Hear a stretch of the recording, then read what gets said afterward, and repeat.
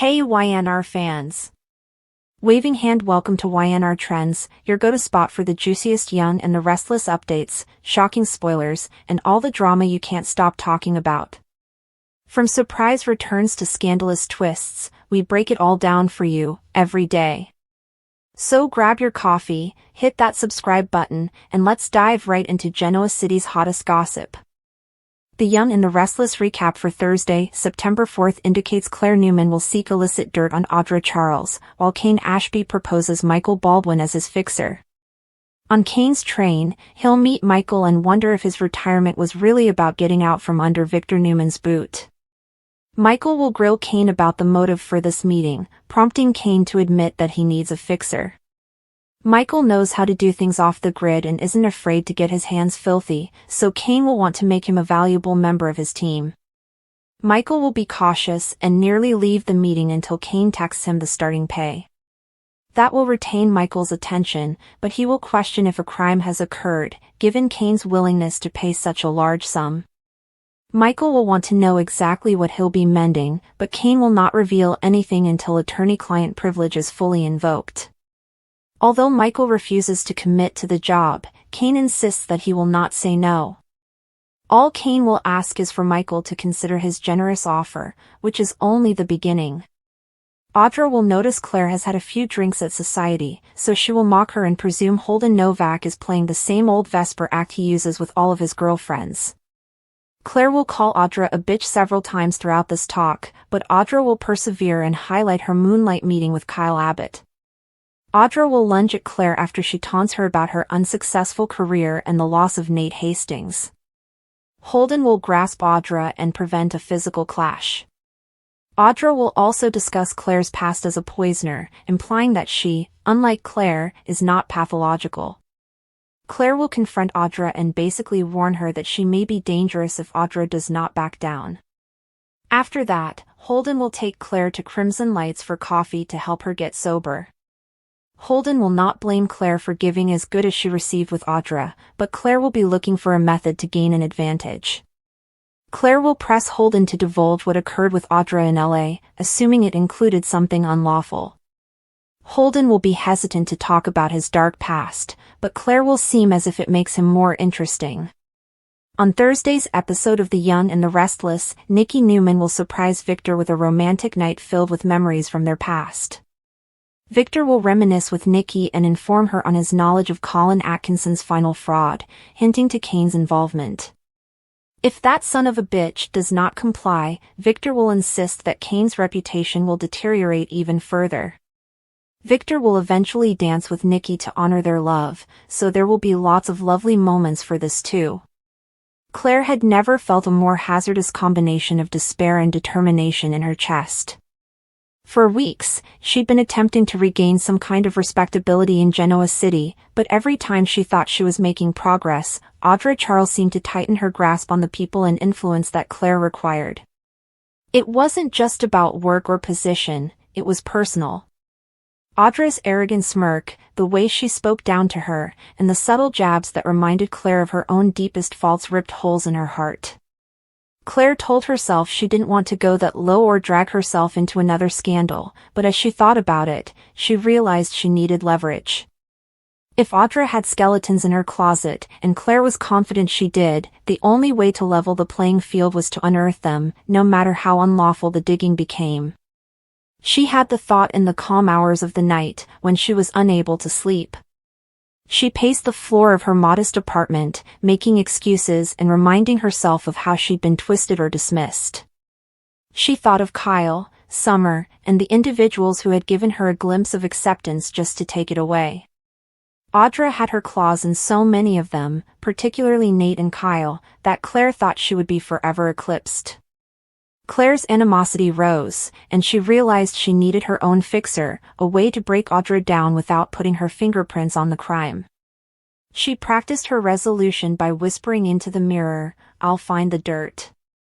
Everybody has dirt." Meanwhile, across town, Kane Ashby was re-entering a world he had vowed to leave behind. Kane had been floating for months, unsure where he fit or if he would ever regain a sense of belonging in Genoa City. His relationship with Lily was irreparably damaged, his reputation was tarnished, and his business connections had dried up. But Kane was nothing if not resourceful, and he could spot an opportunity when one arose. He'd been watching the undercurrents, how Audra was gaining influence at Newman, how Claire was attempting to remake herself, and how Michael Baldwin remained the city's most renowned lawyer, despite the fact that Michael had been known to bend the law when it suited him. Kane's intuition told him that someone would eventually require a man who could maneuver in the shadows, make introductions, and offer solutions that no one else wanted to consider. That is where he came in. The link between Claire's simmering desperation and Kane's newfound desire for prominence emerged one afternoon in Crimson Lights. Claire was crouched over her laptop, looking for anything, court records, bank slips, old gossip that hadn't reached the news, when she noticed Kane watching her. He maintained his customary confident look, but there was something calculating in his gaze. Claire despised being conspicuous, but she was too preoccupied to cover her screen when he approached and inquired whether she was researching a hit piece. The words made her flinch, and Kane realized he'd hit a nerve. He leaned in close enough to murmur, "You are wasting your time. If you want something authentic from Audra, you'll need someone who knows how to obtain it. Fortunately for you, I know just the man."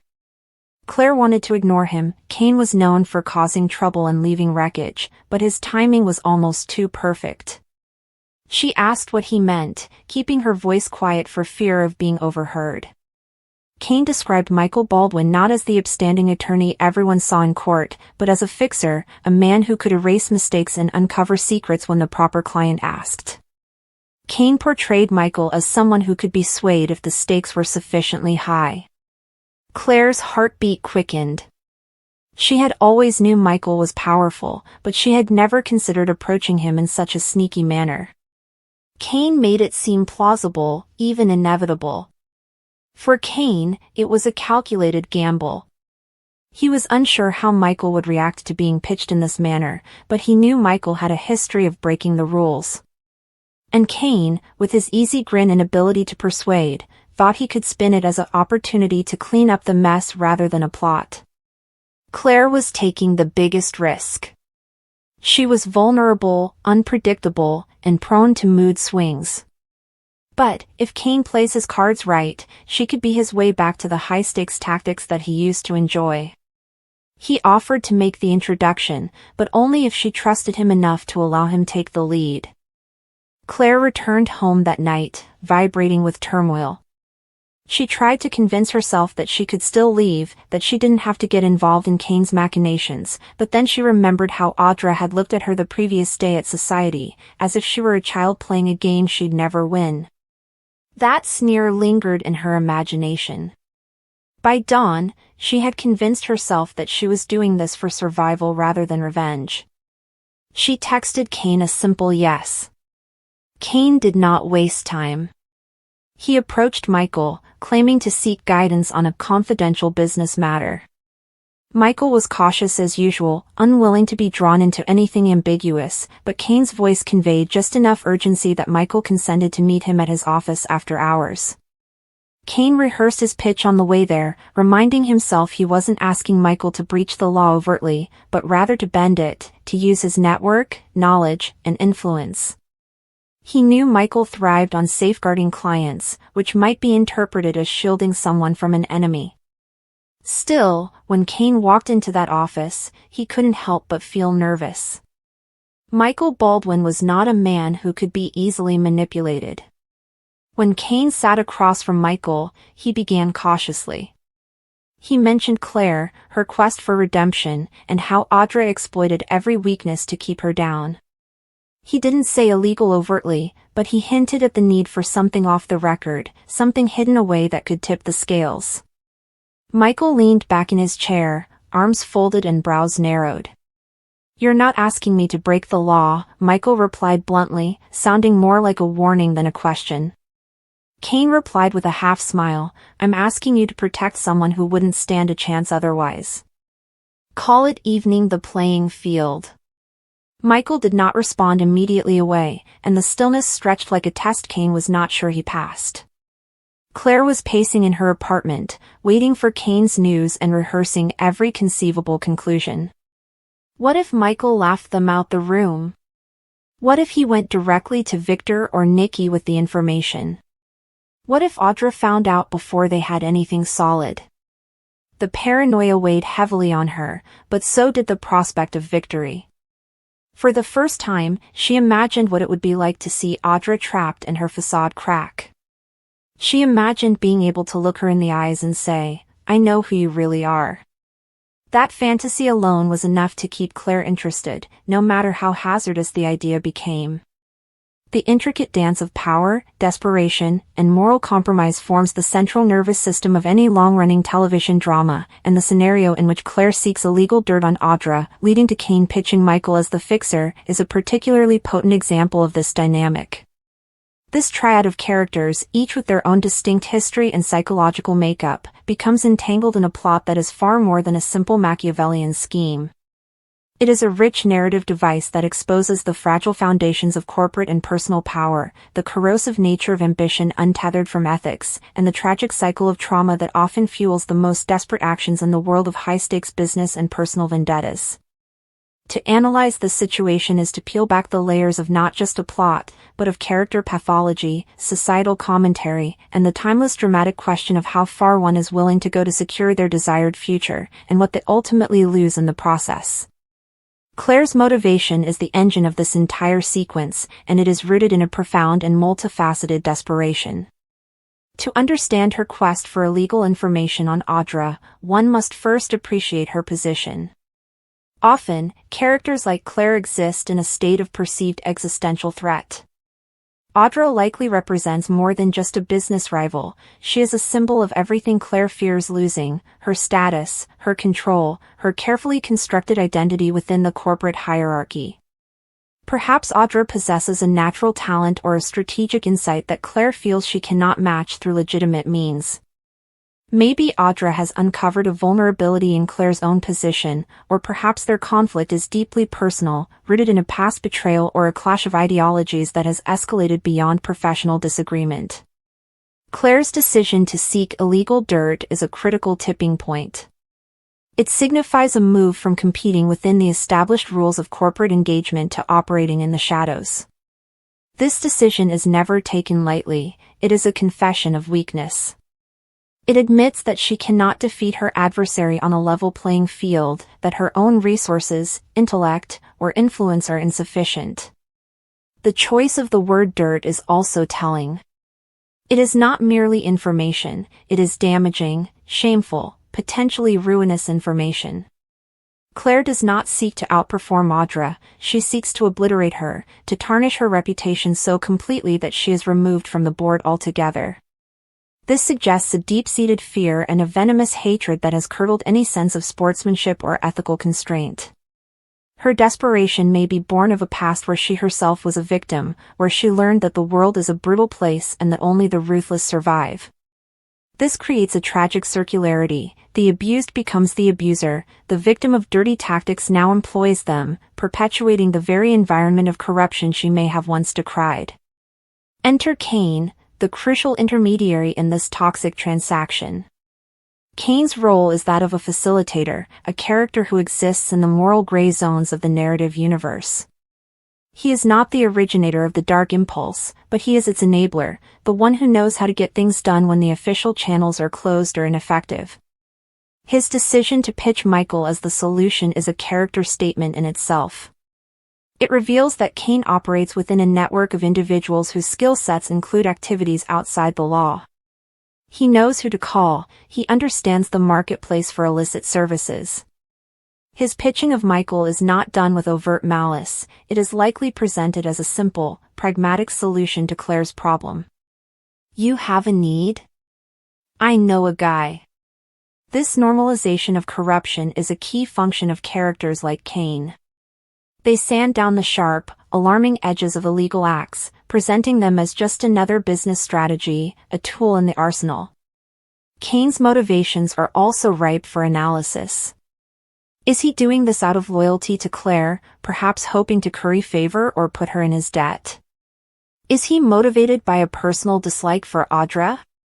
Or is he simply a mercenary, a man who thrives on the energy and compensation that comes from being a connector, a fixer?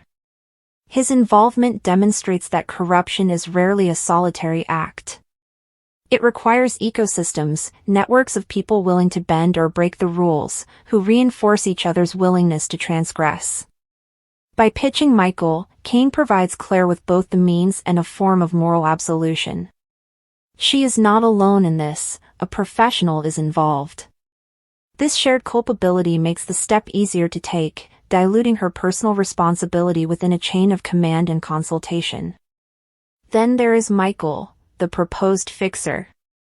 The very label is a masterpiece of euphemism, softening the reality of what he does. He is not a thief, a hacker, or an extortionist, he is a fixer. His profession implies the ability to solve messy problems, to clean up inconvenient situations. The pitching of Michael suggests a man of formidable skill and equally formidable moral flexibility. His existence points to a world where such services are not only available but are on a quasi-professional footing. A true fixer like Michael would possess a specific skill set, deep knowledge of information systems for hacking, contacts in private investigation and journalism, an understanding of how to pressure individuals, and, most importantly, absolute discretion. The drama inherent in Michael's character lies in his backstory. What path led him to this career? Is he a fallen idealist who discovered that his talents for investigation were more lucratively employed in the private sector without rules? Is he a man who believes the ends justify the means, perhaps rationalizing his work by only taking on clients he believes have just causes?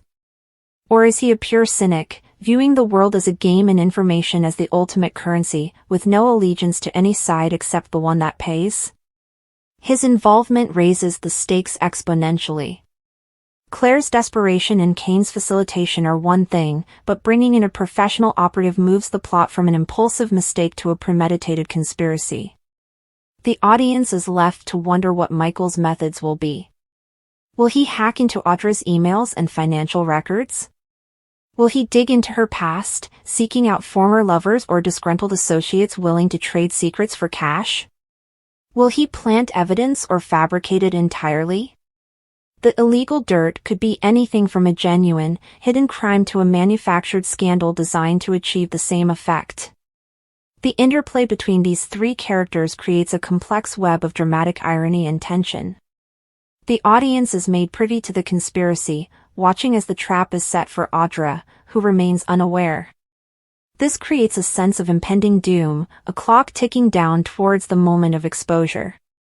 We are forced to confront uncomfortable questions. Do we, despite knowing it's wrong, feel a thrill at the cleverness of the plot?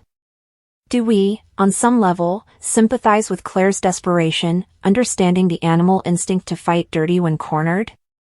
Or are we purely horrified, watching characters we may have liked cross a line from which there may be no return? This is where the narrative derives its power, not from the simple act of corruption, but from the human cost associated with it. The inevitable consequences of this plot will ripple outwards, affecting every character involved. For Claire, achieving her goal via these means will likely be a Pyrrhic victory. Even if she succeeds in destroying Audra, the knowledge of how she did it will poison her from within. She will have to live with the constant fear of exposure, the paranoia that Michael or Kane could one day turn on her. She has sacrificed her integrity, and that is a loss that resonates deeply, often making the victory itself feel hollow. She may become more ruthless, more dependent on these dark tactics, initiating a downward spiral where each subsequent problem requires an even more extreme and illegal solution. For Kane, his role as facilitator binds him closer to the darkness. He is now an accomplice, his fate tied to the secret's keeping. His value as a connector has increased, but so has his vulnerability. For Michael, it is another job, but each job carries risk. He is playing with fire, and the narrative law of averages suggests that eventually, he will get burned. And then there is the victim, Audra. The search for illegal dirt is a profound violation. It is an assault on her privacy, her autonomy, and her right to define her own narrative. Whether the information uncovered is real or fabricated, the damage to her life and career could be catastrophic. This aspect of the plot serves as a stark critique of a culture that is increasingly obsessed with scandal and destruction rather than achievement and debate. It highlights how power is often contested not through better ideas but through more effective character assassination. On a broader thematic level, this storyline functions as a critique of the environments that foster such behavior, namely, the cutthroat worlds of big business, politics, or high society where the pressure to succeed is immense and the penalties for failure are severe. These environments become pressure cookers that distort ethics and reward results, no matter how they are obtained. The narrative holds a mirror up to this world, asking the audience to consider the real human cost of the power we so often glamorize.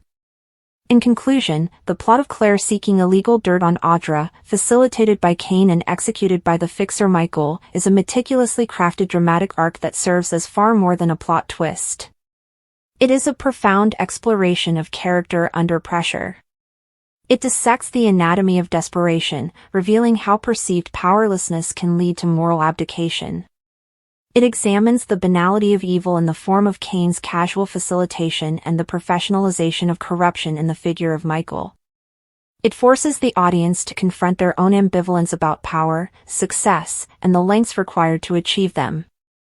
Ultimately, it is a timeless story about the traps we set for others often becoming our own prisons, and how the quest to destroy a rival can, in the end, obliterate the very parts of oneself that were worth preserving. The true dirt being uncovered is not on Audra, but on the souls of those who seek it.